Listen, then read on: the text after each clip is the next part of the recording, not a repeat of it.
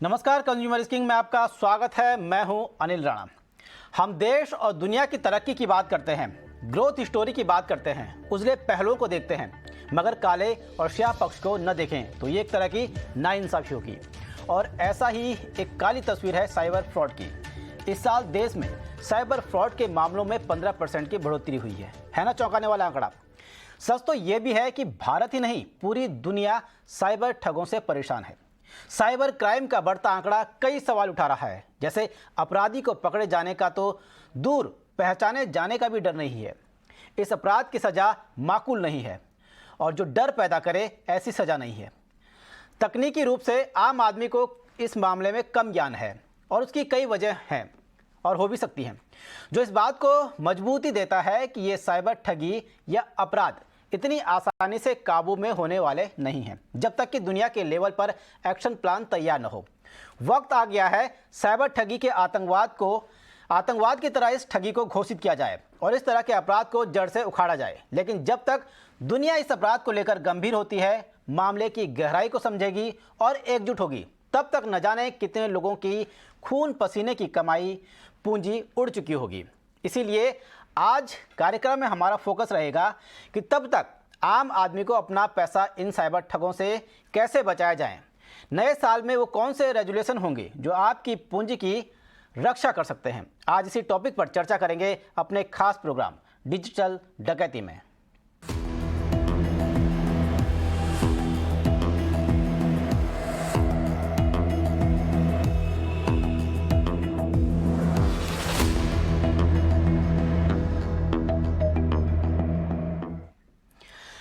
चलिए कार्यक्रम की शुरुआत करते हैं एक ऐसी खबर के साथ जो ये सोचने पर आपको मजबूर कर देगी कि साइबर ठगों की सोच आम आदमी से काफ़ी आगे पहुंच चुकी है, क्योंकि ये डिजिटल डकैत पढ़े लिखे जानकार लोगों को भी अपने साइबर फ्रॉड के जाल में फंसा लेते हैं और इसीलिए इसके लिए ये कुछ तकनीक का इस्तेमाल करते हैं। तकनीक होगी, इमोशन हो गए और इमरजेंसी, इन चीज़ों का इस्तेमाल करके ये साइबर ठगी की वारदातों को अंजाम दे रहे हैं।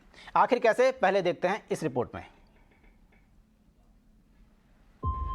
आपका OTT प्लेटफॉर्म अचानक चलना बंद हो जाए और कस्टमर केयर पर फोन लगाने के बाद आपको आता है एक लिंक का मैसेज और लिंक पर क्लिक करते ही आपके बैंक अकाउंट से 43,000 रुपए साफ हो गए। ये घटना किसी आम आदमी की नहीं, बल्कि करोड़ों लोगों का प्रोविडेंट फंड संभालने वाले EPFO के मेंबर फाइनेंस प्रभाकर बाणासुरे के साथ हुई है। FIR रिपोर्ट के मुताबिक गूगल से लिए गए OTT प्लेटफॉर्म के कस्टमर केयर नंबर पर फोन करने के बाद प्रभाकर बाणासुरे को एक WhatsApp मैसेज आया और लिंक को डाउनलोड करने के बाद सब्सक्रिप्शन शुरू होने की बात कही गई और ऐसा करते ही बाणासुरे के अकाउंट से 43,000 रुपए कट गए और सिर्फ 391 रुपए ही खाते में बच गए। G5 कस्टमर केयर को कॉल किया। कस्टमर केयर वालों ने कहा कि हम आपको कल कॉल करेंगे और जब कॉल आया उनका तो उन्होंने मुझे कहा कि एक हम आपको लिंक भेज रहे हैं, ये लिंक आप डाउनलोड करके हमें फॉरवर्ड कर दो। 2 दिन बाद मैं जब मार्केट में परचेसिंग के लिए गया और परचेस करने के बाद मैंने जब गूगल पे से पेमेंट देने की कोशिश की तो मेरे को मैसेज मिला है कि आपके बैंक अकाउंट में बैलेंस नील है। साइबर एक्सपर्ट्स के मुताबिक सिर्फ OTP के जरिए ही नहीं, बल्कि फोन पर मालवेयर लिंक या रिमोट एप्लीकेशन के जरिए भी पेमेंट फ्रॉड को अंजाम दिया जा सकता है और हाल के दिनों में इमरजेंसी क्रिएट कर या भावनात्मक ट्रैप में डालकर फ्रॉड को अंजाम दिया जा रहा है। गूगल एडवर्ड्स की एक खासियत है कि जब आप उस एडवर्ड या उस एडवर्टीजमेंट पर क्लिक करते हो तो जो साइबर क्रिमिनल ने उस एड में URL टाइप किया है या जो वेबसाइट का एड्रेस डाला है वो उस वेबसाइट पर आपको लेके जाता है। बैंक टू बैंक अकाउंट में पैसा ट्रांसफर होने के बाद भी पुलिस के लिए फ्रॉडस्टर को पकड़ना चुनौतीपूर्ण होता है, क्योंकि फ्रॉड मामलों में KYC की जानकारी गलत निकलती है। अकाउंट टू अकाउंट पैसा 10 अकाउंट तक ट्रांसफर होता है और गलत KYC से डिजिटल सबूत जुटाने में पुलिस की मुश्किलें बढ़ जाती हैं। जानकारों के मुताबिक डेटा प्रोटेक्शन एक्ट आने के बाद कुछ सुधार की उम्मीद है। फ्लाइट ऑफ मनी रोकने के अलावा इसको ट्रैक करने में ज़्यादा डिफ़िकल्टी ये होती है कि KYC नॉर्म्स ठीक से फॉलो नहीं किए जाते हैं, चाहे वो फ़ोन नंबर हो, चाहे वो बैंक अकाउंट हो। इसके बारे में एक बार KYC नॉर्म्स की टाइटनिंग होगी तो इन्वेस्टिगेशन आसान होगा। आज डिफ़िकल्टीज़ हैं इन्वेस्टिगेशन में। 2025 में पूरी दुनिया में साइबर फ्रॉड की वैल्यू $10 ट्रिलियन तक होने का अनुमान है, जो भारत की मौजूदा जीडीपी का 2.5 से 3 गुना होगा। भारत में होने वाले साइबर फ्रॉड की फ्लाइट मनी को तुरंत रोकने के लिए लोगों को 1930 पर फोन कर पेमेंट फ्रीज करना चाहिए और cybercrime.gov.in पर शिकायत दर्ज करवानी चाहिए। अनुराग शाह, ET नाउ स्वदेश, मुंबई। चलिए अब चर्चा को आगे बढ़ाते हैं। हमारे साथ हैं प्रभाकर बाणासुरे, सदस्य EPFO। ये वही प्रभाकर हैं जिनके साथ ठगी की वारदात को अंजाम दिया गया।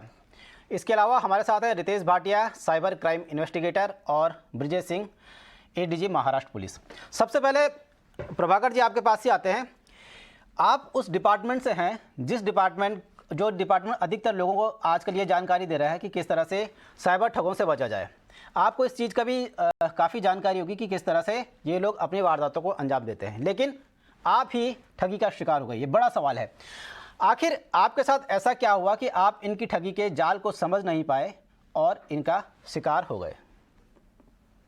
बात ऐसी है कि G5 जो चैनल है मेरे पास में वो बंद पड़ा था, उसके और 1 साल की और मुदत उसकी बाकी थी। तो मैंने इसका कस्टमर केयर का नंबर सर्च करके मैंने उनको कॉल किया, और कॉल करने के बाद में उन्होंने कहा कि हम आपको कल कॉल करेंगे, आज हमारे पास में सिस्टम में कोई प्रॉब्लम है। नेक्स्ट डे उनका कॉल आया, तो जब देखा तो उन्होंने कहा कि हम एक लिंक आपको भेज रहे हैं और ये लिंक आप डाउनलोड करके हमें भेज दीजिए। उस दिन जब लिंक डाउनलोड किया तो लेकिन वो डाउनलोड नहीं हो पाया, इस वजह से वो नहीं हुआ। फिर नेक्स्ट डे उनका फिर से कॉल आया और उन्होंने कहा कि अभी लिंक डाउन कर दो, अभी सिस्टम ठीक हो गया है। तो मैंने लिंक डाउन कर दिया। उन्होंने कहा कि 24 आवर्स के अंदर में आपका चैनल ठीक हो जाएगा। इसी तरह लास्ट ईयर भी मेरा चैनल बंद हो गया था। उस समय मैं कस्टमर केयर को कॉल किया था, तो उस समय कस्टमर केयर ने मेरा वो जो प्रॉब्लम है रिसॉल्व कर दिया था। मुझे लगा कि इसी समय इस समय भी वही हुआ होगा, इसीलिए मैंने वो लिंक डाउनलोड कर दिया था।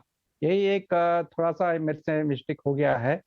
और यानी कि माना जाए कि आपने थोड़ी सी जो लापरवाही तो नहीं करेंगे, लेकिन थोड़ा सा आपने हल्के में लिया और इस वजह से आप सभी के ठिकाने हो गए। लेकिन आप ही अकेले नहीं है, ऐसे एक और केस हम आपको बताते हैं जो इसी हफ्ते का है, और मामला मुंबई के बोरीवली ईस्ट का हुआ। यहाँ क्या हुआ, पुष्पलता प्रदीप नाम की एक पूर्व बैंक कर्मचारी थी जिनको अपने PF और FD से जुड़ी कुछ समस्या हुई, तो उन्होंने ऑनलाइन शिकायत करने के लिए यूनियन बैंक की वेबसाइट खोली। लेकिन शिकायत करते वक्त पुष्पलता को इस वेबसाइट में कई दिक्कत आई। इस दौरान उस वेबसाइट पर ऑनलाइन दिए गए नंबर से उनको 2 फ़ोन कॉल्स आए। फ़ोन कॉल्स करने वालों ने खुद को बैंक का एग्जीक्यूटिव बताया और इसके बाद उनको व्हाट्सएप पर एक लिंक भेजा गया जिसमें उन्होंने ऐप डाउनलोड किया और इसके बाद इंटरनेट की जो डिटेल्स मांगी थी उसको भरा, जैसे यूज़र ID, पासवर्ड ये भी मांगे गए थे, उन्होंने भरा। और पुष्पलता ने ऐप डाउनलोड करने के तरीके पर सवाल भी उठाया क्योंकि उनको शक हुआ, लेकिन ठगों ने उन्हें अपनी बातों में फंसा लिया और इसके चलते ठगों ने उनके अकाउंट से लगभग 9 लाख रुपये ट्रांसफ़र कर लिए। रितेश, यही बड़ा सवाल है। अब सवाल उठता है कि जो लोग इस फ्रॉड को लेकर जागरूक हैं और जो दूसरों को जागरूक भी करते हैं, वो भी इन साइबर ठगों से नहीं बच सके। तो सवाल यही है कि आखिर आम आदमी क्या करे, क्योंकि उसको इतनी जानकारी नहीं है, जबकि इन जो ये ठगी हुई है इन लोगों के साथ, इनको काफ़ी जानकारी है, उसके बाद भी ये ठगी का शिकार हुए। क्या इन साइबर ठगों से बचने के आम आदमी तरीके ही ढूंढता रहे, अपना काम धाम छोड़ दे? क्या इतना बड़ा ये साइबर जो ठग है इतने बड़े एक्सपर्ट हो गए हैं? देखिए अनिल जी, ये उनका काम है, उन ठगों का काम है, और वो लोग ये चीज में हर दिन वो बेहतर होते जा रहे हैं। वो एकदम माहिर है और हर दिन में बेहतर ही होते जा रहे हैं। जैसे आपको पता है नेटफ्लिक्स पे भी जो जामतारा का है उसका टैगलाइन है सबका नंबर आएगा, और एक्चुअली मैं देख रहा हूँ कि हम सबका नंबर आने वाला है, भले फिर वो आप हो, मैं हूं, कोई भी एक्सपर्ट हो, हमारा नंबर आने वाला है। बात आती है 2 चीजें, एक है प्रिपेयर्डनेस, हमारा इम्पैक्ट जो है वो कितना हम कम कर सकते हैं, और दूसरी चीज आती है ये जो इंटरमीडियरीज है, जैसे इन साहब के पैसे गए, दूसरे किसी के पैसे गए हैं, तो ये जो इंटरमीडियरीज है इनके ऊपर एक बहुत बड़ी जवाबदारी आती है। हम अक्सर कहते हैं कि पुलिस करती नहीं है, कुछ नहीं करती है, एक्चुअली वो बहुत कुछ करना चाहती है, लेकिन इंटरमीडियरीज उनको सपोर्ट नहीं कर रहा है। आपके अभी जैसे इन साहब के पैसे चलेगा, अभी वो कोई पैसे उनके विदेश में तो नहीं गए हैं, कोई दूसरे बैंक में ही गए हुए हैं, तो वहां पे उतना जो अमाउंट है, क्यों नहीं वो खुद फ्रीज कर पा रहे हैं? उन्होंने आइडियली अपने कॉल सेंटर पे फोन करना चाहिए, उनके कॉल सेंटर ने उस बैंक के नोडल को फोन करना चाहिए और फ्रीज होना चाहिए। और उसके बाद में जाके हम एक पुलिस कंप्लेन कर सकते हैं, क्योंकि अगर हम पहले पुलिस के पास जाएंगे और जब तक ये प्रोसीजर होएगा सामने वाला पैसा निकाल देगा। तो आपके शो के माध्यम से मैं एक ही चीज कहना चाहूंगा कि ये जो इंटरमीडियरीज है इनकी ज्यादा मेरे को लगता है इनको एक अवेयरनेस की जरूरत है, इनको कुछ एक्शन लेने की जरूरत है, ना ही हम लोग को। क्योंकि जिस हिसाब से इतना डिजिटल पुश हो रहा है, पहले जमाना था हम बोलते थे HTTP कोई वेबसाइट हो तो मत जाइए, आज के दिन में HTTPS पे वेबसाइट पे भी जाने को हम मना करते हैं। तो अगर एज अ यूजर हमें कुछ करना है तो वो जो सिग्नल की 3 बत्ती है, लाल, ऑरेंज और ग्रीन, उसको फॉलो कीजिए। आपको ऐसा कोई भी सेंसिटिव इंफॉर्मेशन किसी को देना हो तो वो लाल, पहले आप पॉज हो जाइए, स्टॉप कीजिए, तुरंत मत रिएक्ट कीजिए। ऑरेंज ये कहता है कि आप वेरीफाई कीजिए, सोचिए समझिए, एक बार वापस से वेरीफाई कीजिए, कंफर्म कीजिए। और ग्रीन ये कहता है कि अब मैं ये इंफॉर्मेशन शेयर करूं या नहीं करूं। तो जमाना अभी ऐसा आ गया है कि जो हम बोलते हैं ना, जैसे जीरो ट्रस्ट, जो भी व्यक्ति आपको कॉल कर रहा है या आप एक गूगल पे भी कुछ देख रहे हो, आप उसे ट्रस्ट नहीं कर सकते हो। यहां तक कि आप अभी, मैं आपको एक उदाहरण देता हूं, आप जरा टाइप कीजिए liquor shops near me, pharmaceuticals near me, आपको वहां पे जो भी नंबर दिखेंगे 99% नंबर्स वहां पर फेक है, फिर भी हम उसको इतना जाके ट्रस्ट करते हैं। तो इसके लिए हमें वेरीफाई करने की बहुत जरूरत है, हम इस ट्रस्ट बेसिस पे नहीं जा सकते। अनिल जी बिल्कुल, हमारे साथ ब्रज सिंह ADG महाराष्ट्र भी हैं। सर, ये बड़ी समस्या है, जिस तरह से आपने देखा कि प्रभाकर जी के साथ ठगी हुई और अब तक ऐसे न जाने कितने लोगों के साथ ठगी हो चुकी होगी। सर ये बताइए, इन दिनों बड़े पैमाने पर जो साइबर फ्रॉड का जो खेल चल रहा है, आपके पास शिकायतें आती होंगी, उनमें ये समझना चाहेंगे कि डिजिटल पेमेंट्स फ्रॉड के कौन से जो तरीके हैं, जो बड़े फ्रॉड हो रहे हैं, किन तरीकों से, और साइबर ठगों से ठगी का सबसे पसंदीदा पैटर्न आजकल उनका कौन सा है? क्या होता है कि जो लिंक्स होते हैं वो पेमेंट के लिंक्स और पेमेंट विड्रॉ करने के लिंक्स में लोगों को कन्फ्यूजन होता है, एक चीज़। दूसरी चीज़ ये की जाती है कि QR कोड स्कैनिंग। तो जो लोगों को लगता है कि वो पैसे उनको वापस मिल रहे हैं, लेकिन इनफैक्ट उनके अकाउंट में से पैसे कट रहे होते हैं। कई बार फ्रॉडस्टर्स क्या करते हैं कि वो कहते हैं गलती से मैंने आपके यहाँ पैसा भेज दिया, या कहते हैं टेस्ट पेमेंट भेजो। इस तरह से वो आपको he brings you into a social engineering trap, जहाँ पर आप एक्चुअल में आपको लगता है कि आपको पैसे मिल रहे हैं या आप एक टोकन पेमेंट कर रहे हैं, लेकिन आपके अकाउंट में से ज़्यादा पैसे जा रहे होते हैं। कई तरह की चीज़ें इस तरह देखने में आई, जैसे एक इलेक्ट्रिसिटी स्कैम बीच में शुरू हुआ था कि आपको मैसेज आता था कि आपका इलेक्ट्रिसिटी कनेक्शन घर का कट जाएगा।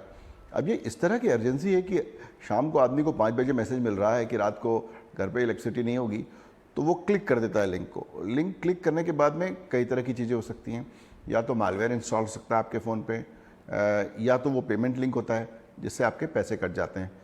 सो ultimately they are after their money. और तरीके से एक इमरजेंसी क्रिएट करके, एक प्रिटेक्स्ट करके, एक अथॉरिटी फिगर क्रिएट करके, आपका विश्वास पैदा करने वाली बातें करके, इस तरह वो आपको उद्धत करते हैं कि आप ऐसा कोई एक्शन करें जिससे आप पर्सनल डिटेल शेयर कर दें या लिंक क्लिक करें और अल्टीमेटली आपको पैसे ट्रांसफ़र कर दें। बिल्कुल ब्रिजेश सर, सबसे एक इम्पॉर्टेंट जो तरीका बदल रहा है, पहले जैसे हमने पहले दिखाया प्रोग्राम में कि अपना OTP शेयर न करें, CVV शेयर न करें, अब ये काफ़ी चीज़ इन चीज़ों से आगे बढ़ चुकी है। अब तो ये खुद फ़ोन करके कई ऐसी चीज़ें देते हैं, लिंक देते हैं, उनसे साइबर फ्रॉड करते हैं। लेकिन आजकल एक और बड़ी टेंशन की बात बन चुका है साइबर फ्रॉड का वो तरीका, वो समझना चाहेंगे, क्या फ़ोन हैक करके भी इस तरह के फ्रॉड को अंजाम दिया जा रहा है? फ़ोन पे मैलवेयर लिंक के थ्रू भेजा जा सकता है, लेकिन ये चीज़ें काफ़ी डिफ़िकल्ट होती हैं और इसके पीछे काफ़ी सोफिस्टिकेटेड साइबर क्राइम ऑपरेशंस होते हैं। अलग अलग प्लेटफॉर्म्स पे अलग अलग लेवल ऑफ सिक्योरिटी है। मतलब आप अगर एंड्रॉयड देखें, iOS देखें, तो अलग अलग लेवल ऑफ सिक्योरिटी है। लेकिन ये एक टेक्निकली डिफ़िकल्ट ऑपरेशन होता है कि आपने लिंक क्लिक किया और पीछे मैलवेयर इंस्टॉल हो गया, पर ये पॉसिबल है, थियोरेटिकली इट्स पॉसिबल, ये होता है। जनरली लोगों को ट्रिक किया जाता है to install something on their phone, कि वो एक रिमोट डेस्क या एनी डेस्क टाइप का एक रिमोट कंट्रोल एप्लीकेशन इंस्टॉल कर देते हैं। उस एप्लीकेशन के थ्रू जो होता है फ्रॉडस्टर, वो आपके बैंकिंग ऐप में घुस के या आपके ईमेल में घुस के आपके क्रेडेंशियल्स निकाल कर वो ऑपरेशन कर सकता है. So that is more of a possibility than किसी ने लिंक भेज दिया और आपका फ़ोन हैक हो गया. वो बहुत एक डिफ़िकल्ट ऑपरेशन है, लेकिन थियोरेटिकली पॉसिबल है. बिल्कुल. रितेश सर, आपने भी सुना कि किस तरह से जो साइबर ठगी के एक लगातार चेंज होता जा रहा है. मैं ये समझना चाहूँगा कि अगर इसी तरह से चलता रहा, हम आज इनका एक पैटर्न पकड़ा, एक पैटर्न तोड़ा, फिर उन्होंने दूसरा पैटर्न तैयार कर लिया, फिर दूसरा पैटर्न तोड़ा, एक वीडियो गेम हो गया, जैसे कि एक लेवल क्रॉस किया, दूसरे पे जाना पड़ेगा, उसमें अलग तरीके से तोड़ो. आखिर आपको क्या लगता है इसका अंत क्या होगा, कहाँ पे होगा इसका अंत? जैसे ब्रिजेश सर ने शुरू में कहा था कि जब तक स्ट्रॉन्ग केवाईसी नहीं होएगा, आज हमें भी मालूम है कि भारत के अंदर कौन से हॉटस्पॉट्स बन चुके हैं. जैसे जामताड़ा जैसे एक हॉटस्पॉट रह चुका है, अभी मेवाट आ गया है वगैरह, भरतपुर है, मथुरा है, ऐसे बहुत सारे अभी हॉटस्पॉट्स आ चुके हैं. लेकिन जब भी उनके पास जाती है पुलिस वगैरह, मतलब जब अरेस्ट भी किया करने की बारी आ जाती है, तो इशू क्या होता है कि वो जो सिम रहता है वो उनके नाम पे नहीं रहता, जो बैंक अकाउंट रहता है वो उनके नाम पे नहीं रहता है. तो ये सारी दिक्कतें हैं. इसके लिए जैसे ब्रिजेश सर ने बहुत राइटली कहा कि एक बहुत कड़क केवाईसी मीडियम करने की जरूरत है.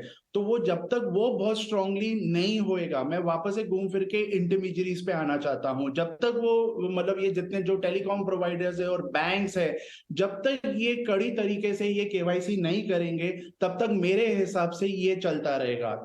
और उस दौरान तक हम जो यूजर्स हैं, हम बस एक ही काम कर सकते हैं, अपना जो पैसा है वो उसको हम कैसे मतलब उसको मिनिमली मतलब हम एक्सपोज करें ऑनलाइन वर्ल्ड में. जैसे कि अगर आप देखोगे हमारी जो क्रेडिट कार्ड की लिमिट रहती है वो कुछ भी मतलब 1 लाख से लेके 10 लाख या 25 लाख या ऐसी कुछ भी लिमिट रहती है. लेकिन अभी आपके पास ऑप्शंस है जहां आप जाके उसको डिसेबल कर सकते हो, लिमिट कम कर सकते हो. जैसे अभी मैं जैसे अगर इंटरनेशनल ट्रैवल नहीं कर रहा तो मेरे सारे इंटरनेशनल ट्रांजैक्शंस को मैंने डिसेबल करके रखा है. यही काम आप भी कर सकते हो. दूसरा काम आप ये भी कर सकते हो कि अगर आपका जैसे कार्ड है उसकी स्किमिंग के चांसेस होते हैं, एटीएम में गए तो स्किम कर डाला, क्लोन हो गया जैसे एक हिसाब से कार्ड, तो कोई भी जाके और विड्रॉ कर सकता है. तो आप क्या कर सकते हो, अगर आप एटीएम्स नहीं यूज करते हो तो उसको डिसेबल करो या एक मिनिमम अमाउंट पे रखो.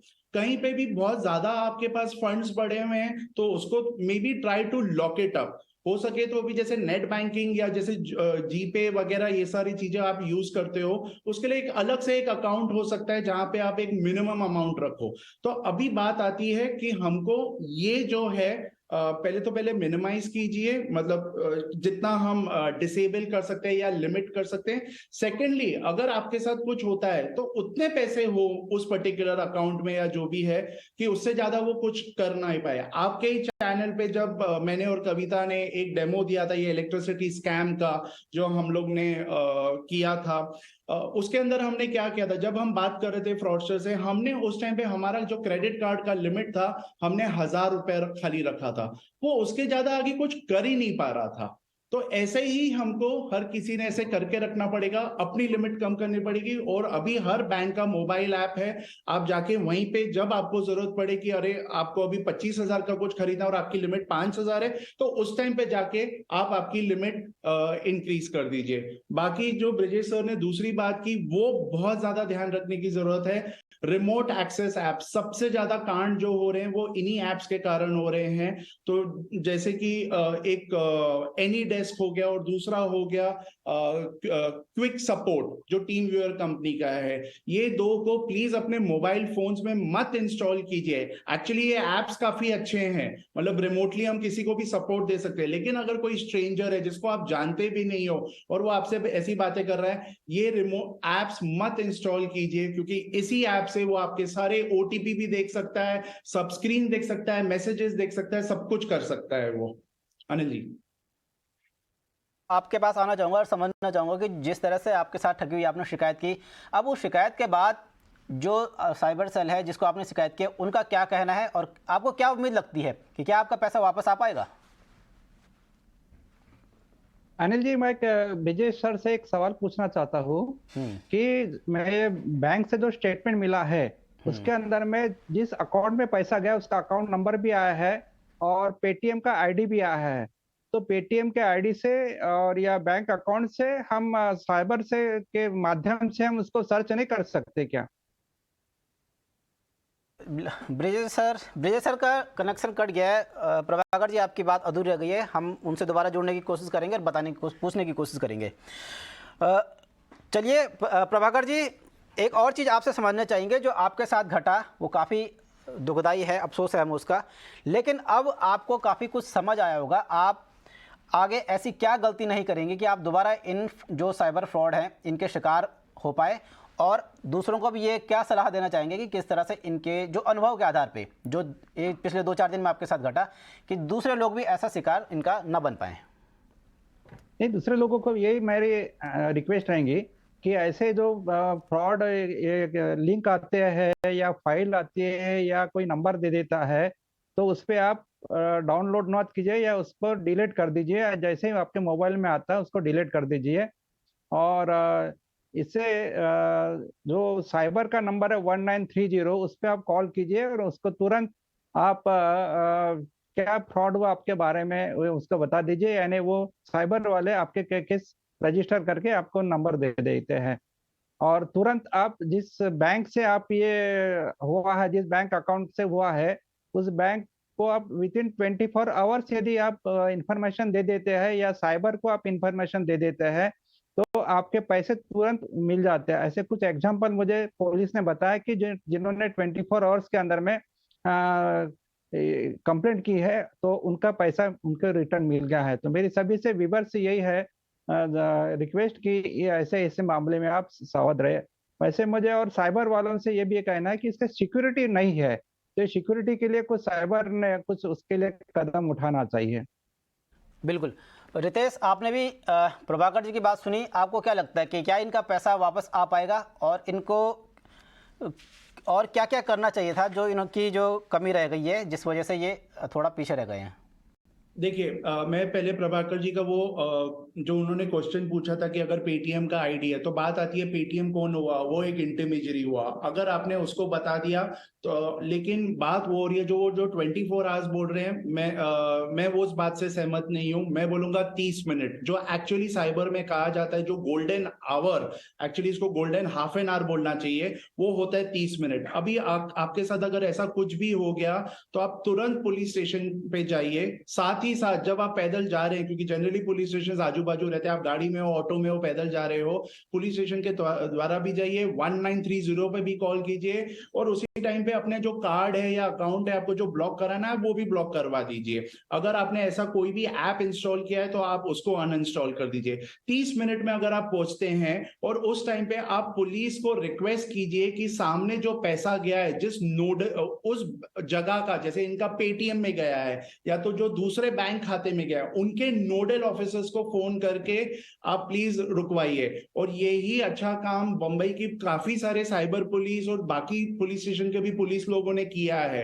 आपको उनको खाली कहने का कि आप प्लीज नोडल ऑफिसर को आप फोन कीजिए। अगर एक बार उन्होंने नोडल ऑफिसर को फोन कर दिया है, मैंने देखा है कि नोडल ऑफिसर कोई भी फॉर्मेलिटीज के लिए वेट नहीं करता है, वो चेक करता है और वो तुरंत फ्रीज कर देता है। तो 24 आवर्स नहीं, ये 30 मिनट्स बहुत जरूरी है।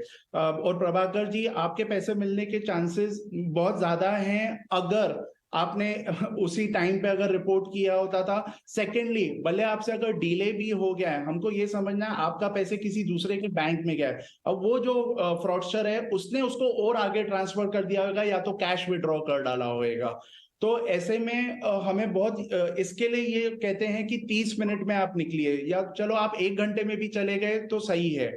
और लास्ट चीज मैं आपसे ये कहना चाहूंगा कि ये जो अभी जो फ्राइडे सैटरडे संडे या जो हॉलीडेज है, हमेशा आप देखिए, क्योंकि हमारा 1930 भी जो है ये गवर्नमेंट से दरखास्त है कि प्लीज एक तो उसको आप 24 घंटा कीजिए और 365 डेज अ ईयर रखिए। अभी आप देखोगे ये सैटरडे संडे को बहुत सारी जगहों पे फंक्शनल नहीं है, तो इसके लिए आपके जो फ्रॉड होने के जो चांसेस होते हैं वो फ्राइडे शाम से लेके संडे की रात तक होते हैं। तो इन दिनों वीकेंड्स पे और स्पेशली छुट्टियों के दिनों में आप बहुत ज्यादा सावधान रहिए। और स्पेशली अभी जैसे ये न्यू ईयर है और वो अभी आप वाइन अगर आप ऑर्डर करने वाले हो, कुछ भी ऐसे करने वाले हो, वो जो नंबर्स है आप उनको मत ट्रस्ट कीजिए। आप पैदल चले जाइए, उनसे से उनका कार्ड लीजिए और वो नंबर स्टोर करके रखिए। जो आप वेबसाइट पे देख रहे हो, जो आप गूगल पे देखते हो, आप उसको ट्रस्ट मत कीजिए। मैं खाली वाइन की बात नहीं कर रहा हूँ, फूड की भी बात कर रहा हूँ, गिफ्ट्स की भी बात कर रहा हूँ, हर चीज की बात कर रहा हूँ मैं। अनिल जी ये बिल्कुल रितेश, आपने बहुत इंपॉर्टेंट बात बताई और ये सभी को ध्यान रखना पड़ेगा कि जो वीकेंड है उसमें तो कुछ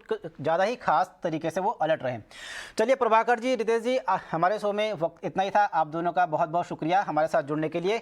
तो जिस तरह से हम क्रिकेट में बताते हैं कि बाहर की गेंदों को न छुए, आउट होने के चांसेस रहते हैं, बार बार बताते हैं, लेकिन उसके बाद भी खिलाड़ी वही गलती करते हैं, उसी तरीके से आउट होते हैं। और उसी तरीके से हम भी इस साल लगातार काफ़ी बार हमने बताया कि साइबर फ्रॉड से कैसे बचें, ये करें ये ना करें, और लगातार बताते रहें, लेकिन फिर भी उसके बाद लोग उतनी तरीके से जागरूक नहीं हो पाए और लगातार इसी शिकंजे में फंसते रहें। हमारा आप सभी से रिक्वेस्ट है कि नए साल में ये रेजोल्यूशन जरूर लें कि हम क्या करें ताकि साइबर जो ठग हैं इनके चंगुल में ना आ पाए। बहरहाल आज के इस स्पेशल में इतना ही। मुझे दीजिए इजाज़त। नमस्कार।